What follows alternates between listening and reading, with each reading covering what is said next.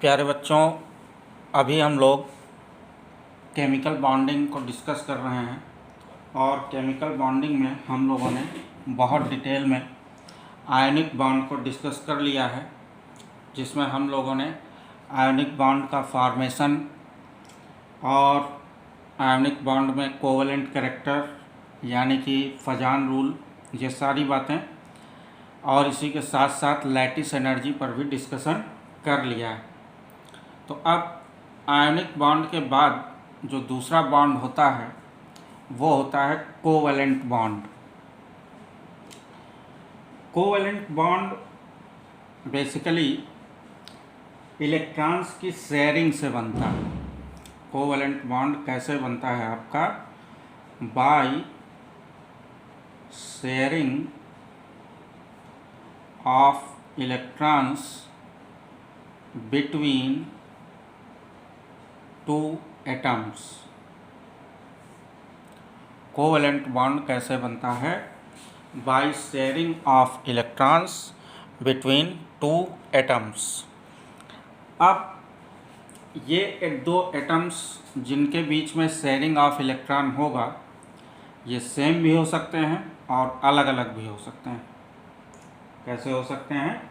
ये जो two atoms हैं जिनके बीच में इलेक्ट्रॉन्स की शेयरिंग होगी यानी इलेक्ट्रॉन का साझा होगा, वो सेम भी हो सकते हैं और अलग अलग भी हो सकते हैं। अब सवाल ये उठता है कि ये शेयरिंग होगी क्यों? तो अप टू 10th स्टैंडर्ड आप ये पढ़ के आए हैं कि हर एलिमेंट में इनहेरेंट टेंडेंसी होती है कि वो अपने आउटर मोस्ट सेल में 8 इलेक्ट्रॉन रखना चाहता है, जिसको आप शॉर्ट में बोलते हैं ऑक्टेट रूल। क्या कहते हैं? Octet rule. तो ऑक्टेट रूल के हिसाब से वैलेंस सेल में या आउटर मोस्ट सेल में हर एलिमेंट अपने कितने इलेक्ट्रॉन रखना चाहता है? 8 इलेक्ट्रॉन रखना चाहता है। 8 इलेक्ट्रॉन रखने का पहला तरीका आपने देखा आयनिक बॉन्ड के जरिए, बट कई बार ऐसे केसेस होंगे जिसमें इलेक्ट्रॉन का डोनेशन या इलेक्ट्रॉन का कंप्लीट एक्सेप्टेंस यानी इलेक्ट्रॉन को पूरी तरह से त्याग देना या इलेक्ट्रॉन को पूरी तरह से एक्सेप्ट करना किसी एलिमेंट के लिए पॉसिबल नहीं होता या किसी एटम के लिए पॉसिबल नहीं होता। तो उस केस में शेयरिंग ऑफ इलेक्ट्रॉन यानी इलेक्ट्रॉन्स का साझा करना एक बहुत बढ़िया तरीका निकल के आता है। सपोज आप थोड़ी देर के लिए कार्बन का केस लें। कार्बन का एटॉमिक नंबर है 6। तो भाई साहब इसका इलेक्ट्रॉनिक कन्फिगुरेशन बनेगा जाके 1s2 2s2 2p2, यानी इसका आउटर मोस्ट सेल हुआ ये। और जब ये सेकंड सेल इसका आउटर मोस्ट सेल है तो वैलेंस सेल में इलेक्ट्रॉन कितने हैं इसके? वैलेंस इलेक्ट्रॉन टोटल कितने हैं? 4। अब अगर ये कार्बन आयनिक बॉन्ड को बनाने के लिए जाएगा तो पहला तरीका हो सकता है कि ये अपने चारों इलेक्ट्रॉन को पूरी तरह से लूज़ कर दे। यानी मैं जो कह रहा हूँ उसका मतलब यह है कि कार्बन अपने 4 इलेक्ट्रॉन को लूज़ करके कार्बन पर 4 पॉजिटिव चार्ज ले ले, इस तरह से कैटायन बनाए। ठीक, तो C4+ के केस में इसका first shell outermost shell हो जाएगा और फर्स्ट सेल में ऑक्टेट रूल के हिसाब से ही 2 इलेक्ट्रॉन पर्याप्त होते हैं। दूसरा तरीका ये हो सकता है आयोनिक बॉन्ड के कॉन्सेप्ट से अगर देखें कि ये कार्बन 4 इलेक्ट्रॉन को एक्सेप्ट करे और C4- में कन्वर्ट हो जाए। बात समझ में आई? लेकिन ये दोनों ही प्रोसेस कि चाहे 4 इलेक्ट्रॉन को कम्प्लीटली लूज़ करे कार्बन या 4 इलेक्ट्रॉन को एक्सेप्ट करे, इन दोनों ही केसेस में इन दोनों ही रिएक्शंस की फिजिबिलिटी बिल्कुल ना के बराबर है, क्योंकि दोनों ही केसेस में एनर्जी का रिक्वायरमेंट बहुत ही ज़्यादा रहेगा। अरे इसका सिंपल इस तरह से समझिए कि आपके पास 4 रुपये हैं और आप 4 लाख रुपए हैं और आपको 8 लाख रुपए तक पहुंचना है। तो 4 लाख रुपए या तो आप रोड पे फेंक दीजिए, क्या ये आपके लिए अच्छा रहेगा? या 4 लाख रुपए आप किसी से उधार लीजिए, ये अच्छा रहेगा? दोनों ही केसेस में कोई भी बाहरी आदमी आपको 4 लाख रुपए नहीं देगा। तो तरीका क्या बचता है? तरीका ये बचता है कि ये कार्बन किसी ऐसे एटम के संपर्क में आ जाए जो इसके साथ 4 इलेक्ट्रॉन का साझा कर ले। क्या कर ले? 4 इलेक्ट्रॉन का साझा कर ले, किसी भी तरह से कर ले, लेकिन 4 इलेक्ट्रॉन का साझा कर ले। तो उस केस में बात कुछ बन सकती है। जैसे आप एग्जाम्पल लीजिए CH4 का, इसका एग्जाम्पल लें हम CH4 यानी कि मीथेन का। अब मीथेन में एक कार्बन सेंट्रल एटम हो गया, ठीक। इस कार्बन के आउटर मोस्ट सेल में कितने इलेक्ट्रॉन हैं? 4। तो इन 4 इलेक्ट्रॉन्स को मैं बनाता हूँ ज़रा। ये पहला इलेक्ट्रॉन हो गया, ये दूसरा इलेक्ट्रॉन हो गया, ये तीसरा इलेक्ट्रॉन हो गया और ये चौथा इलेक्ट्रॉन हो गया, ठीक है। अब ये कार्बन 4 इलेक्ट्रॉन के साथ आराम से घूम टहल रहा है अपना। इसको ऑक्टेट भी पूरा करना है। तो अब चारों इलेक्ट्रॉन ना तो ये आराम से लूज़ कर पाएगा और ना ही आराम से 4 इलेक्ट्रॉन इसको कोई उधार देगा। तो अब क्या करेगा? ये इलेक्ट्रॉन के साझे के लिए जाएगा। किसके साथ साझा करेगा? ये साझा करेगा आपका हाइड्रोजन एटम्स के साथ। 4 हाइड्रोजन एटम्स को ये अप्रोच करेगा, यानी उनके पास जाएगा।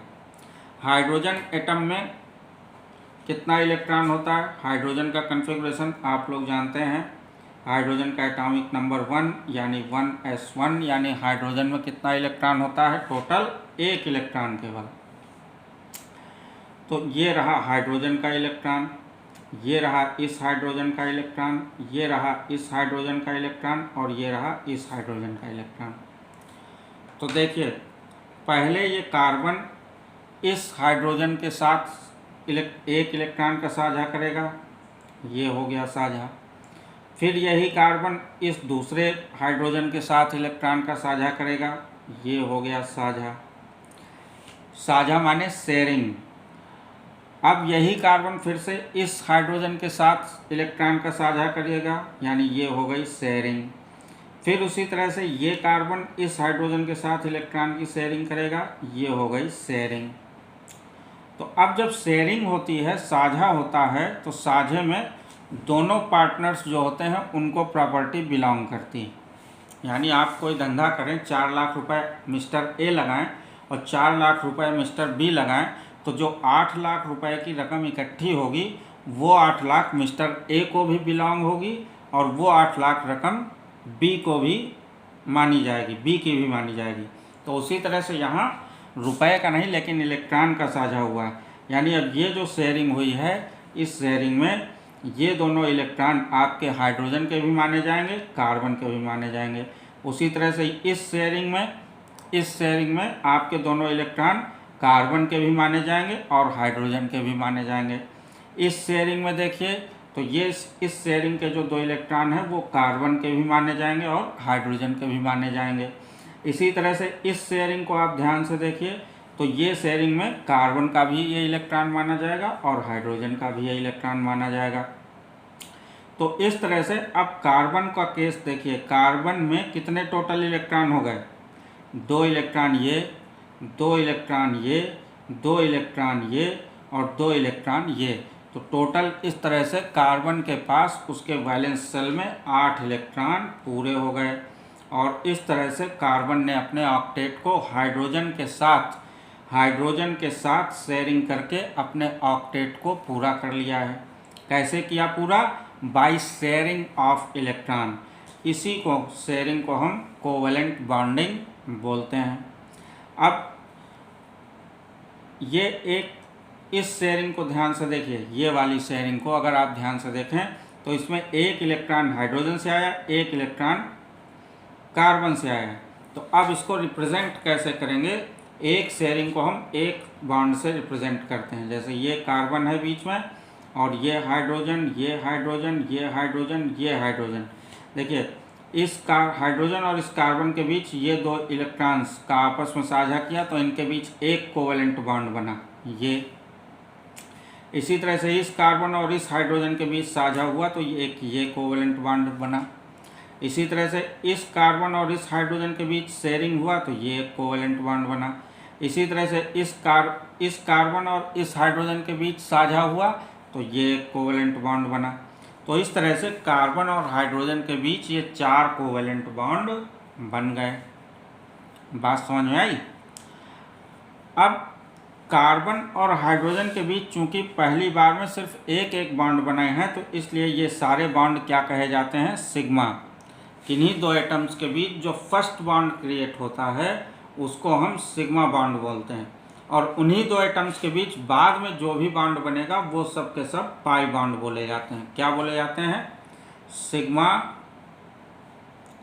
इस तरह से रिप्रेजेंट करते हैं और पाई बॉन्ड को इस तरह से रिप्रेजेंट करते हैं।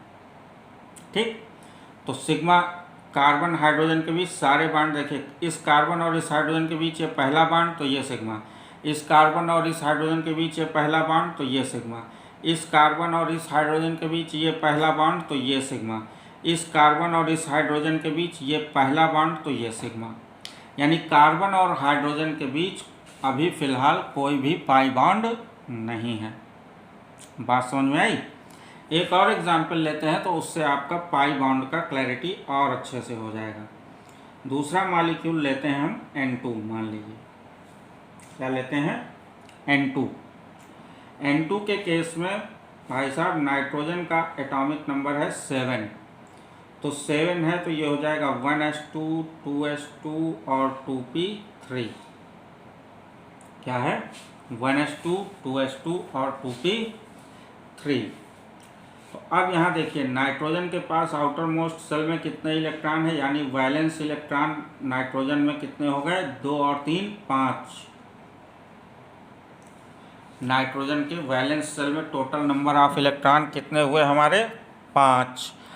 अब क्या नाइट्रोजन के लिए ये पॉसिबल होगा कि ये 5 के पाँचों इलेक्ट्रॉन पूरी तरह से लूज़ कर दे? पॉसिबल नहीं है, बहुत ज़्यादा एनर्जी की रिक्वायरमेंट होगी। क्या नाइट्रोजन के लिए पॉसिबल है कि ये दूसरे एटम से कम्प्लीटली 3 इलेक्ट्रॉन्स को लोन पर ले ले, उधार ले ले? ये भी पॉसिबल नहीं है। कोई 3 लाख रुपए क्यों देगा आपको? तो बात वही फंसती है कि जब ले नहीं सकते, दे नहीं सकते कम्प्लीटली, तो साझा कर लो, साझेदारी कर लो, शेयरिंग कर लो, है ना? बचपन से सिखाया गया कि नहीं स्कूल में, शेयरिंग करो, शेयर करो, शेयर करो। तो अब देखिए नाइट्रोजन कैसे शेयरिंग करेगा। देखिए ध्यान से, ये रहा एक नाइट्रोजन और इसी के पास बनाते हैं दूसरा नाइट्रोजन। ठीक, अब इस नाइट्रोजन के पास टोटल कितने इलेक्ट्रॉन है? 5। तो ज़रा ध्यान से देखिए, ये मैंने बनाया पहला इलेक्ट्रॉन, ये बनाया दूसरा इलेक्ट्रॉन, ये बनाया तीसरा इलेक्ट्रॉन, ये पहला इलेक्ट्रॉन, ये दूसरा इलेक्ट्रॉन और ये तीसरा इलेक्ट्रॉन। तो इस नाइट्रोजन के पास कितने इलेक्ट्रॉन है टोटल आउटर मोस्ट सेल में? वैलेंस सेल में 5 इलेक्ट्रॉन है। तो 3 ये बनाए, 2 और बना देता हूँ, ये लीजिए। इसी तरह से यहाँ पर भी मैं 2 और बना देता हूँ। ठीक, तो अब जरा ध्यान से देखिए,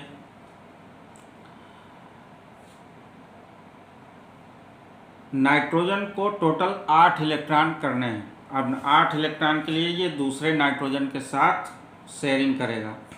शेयरिंग कैसे करेगा? देखिए, ये नाइट्रोजन और ये नाइट्रोजन, पहले इन 2 इलेक्ट्रॉन्स की शेयरिंग कर लेते हैं। हो गई।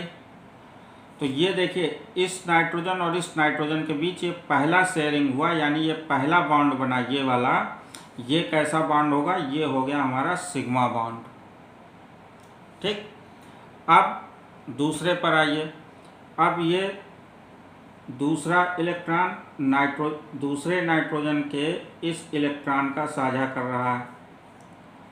अब देखिए, इस नाइट्रोजन और इस नाइट्रोजन के बीच ये दूसरा बॉन्ड बनने जा रहा है। तो ये बॉन्ड कैसा हो जाएगा? ये वाला बॉन्ड अब हो जाएगा हमारा पाई। कैसा बॉन्ड हो जाएगा? पाई। अब अभी भी देखिए, क्या ऑक्टेट पूरा हुआ? नहीं, अभी कमी है। तो एक साझा और कराओ, एक शेयरिंग और कराओ। तो ये नाइट्रोजन का ये इलेक्ट्रॉन इसके साथ ये यहाँ से इस तरह से शेयरिंग कर दिया। तो ये चूंकि इस नाइट्रोजन और इस नाइट्रोजन के बीच ये तीसरा बॉन्ड बना, तो ये भी क्या हो जाएगा, पाई। किन्हीं दो एटम के बीच जो पहला बॉन्ड बनता है सिर्फ वो सिग्मा होगा, पहला बॉन्ड। उसके बाद उन दो एटम्स के बीच जितने भी बॉन्ड बनेंगे सब के सब क्या कहलाएंगे, पाई बॉन्ड कहलाएंगे। अब जरा ध्यान से देखिए, इस नाइट्रोजन के पास टोटल इलेक्ट्रॉन कितने हो गए शेयरिंग के बाद, देखिए 2 3 5 और 3 इसके, चूंकि शेयरिंग हो गई तो अब ये 3 नाइट्रोजन इसमें भी काउंट होंगे, तो 3 8, और ये वाले 3 इलेक्ट्रॉन इस नाइट्रोजन में काउंट हो जाएंगे, तो 2 3 5 और 3 8। तो इस तरह से शेयरिंग करके दोनों नाइट्रोजन एटम ने अपने ऑक्टेट को पूरा कर लिया है। इसी को हम ऐसे भी बना सकते हैं कि ये नाइट्रोजन है और ये नाइट्रोजन है, इनके बीच में ये 3 बॉन्ड बन गए हैं और ये 2 इलेक्ट्रॉन बॉन्डिंग से बाहर रहे, 2 इलेक्ट्रॉन ये और 2 इलेक्ट्रॉन ये बॉन्डिंग से बाहर रहे। बात समझ में आई? तो अब इस तरह से आप समझ गए होंगे कि सिग्मा बॉन्ड कैसे बनेगा या कब बनता है और पाई बॉन्ड कब बनता है। अब जरा थोड़ा सा और फोकस बनाइए, जरा सोचिए, इस बॉन्ड में भी, इस बॉन्ड में पेन की नोक को ध्यान से देखिए, ये वाला बॉन्ड इन 2 इलेक्ट्रॉन्स की शेयरिंग से बना है, ये वाला बॉन्ड इन 2 इलेक्ट्रॉन्स की शेयरिंग से बना है, ये वाला बॉन्ड इन 2 इलेक्ट्रॉन्स की शेयरिंग से बना है।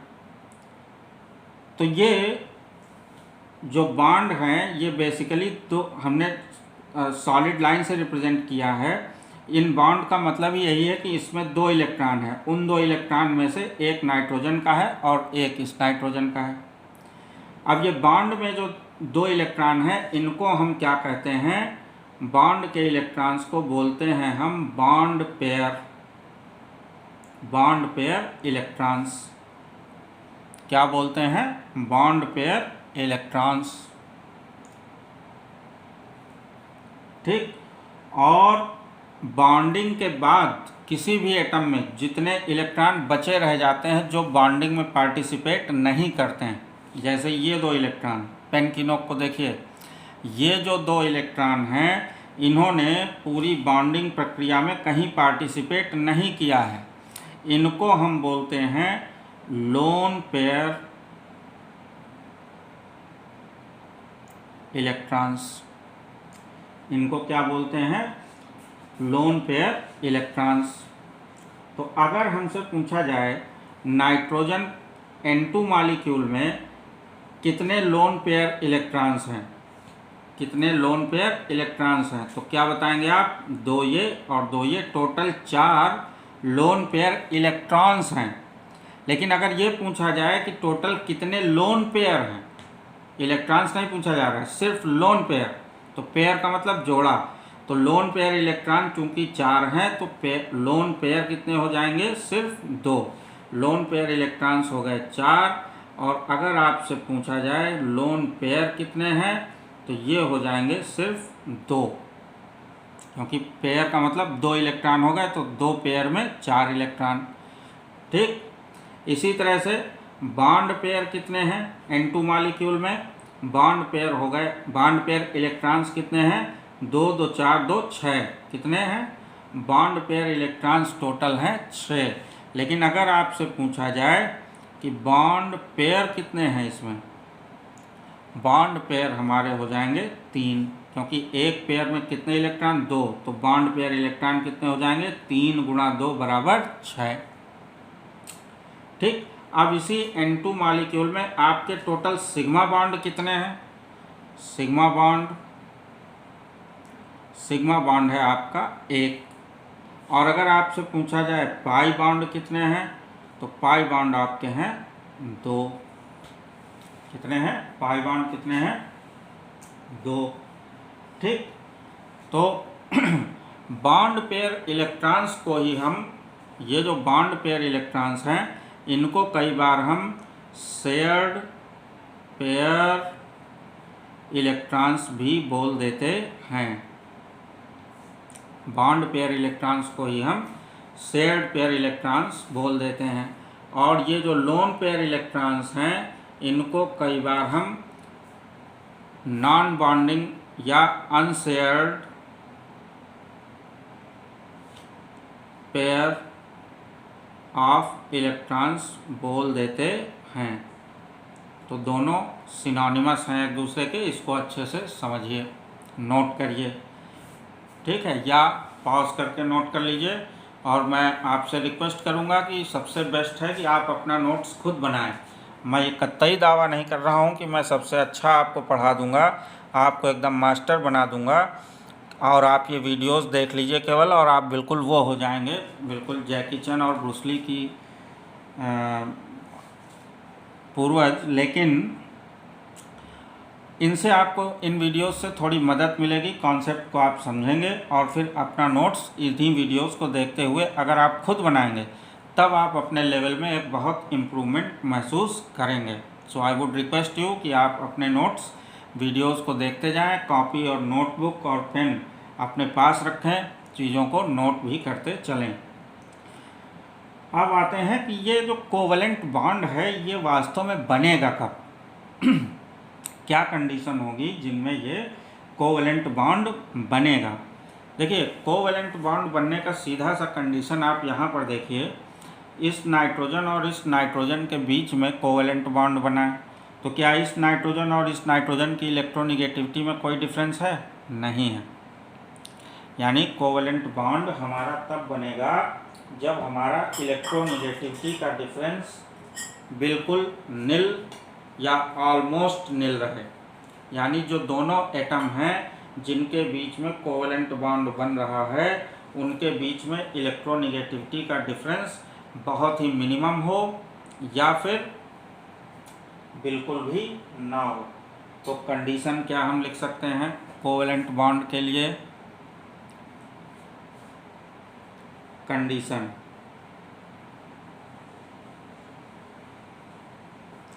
कंडीशन हम लिख सकते हैं कि जिन दो एटम्स के बीच में कोवलेंट बॉन्ड बनना है उनका electronegativity difference almost equal to 0 होना चाहिए। ठीक, तो होपफुली ये कॉन्सेप्ट आपको अच्छे से समझ में आया होगा। अपना नोट्स बनाइए, अपने दोस्तों को ये वीडियो शेयर कीजिए, और अगर आपको पसंद आया है तो सोशल मीडिया प्लेटफॉर्म्स पर ज़बरदस्त तरीके से शेयर करिए। Thank you very much.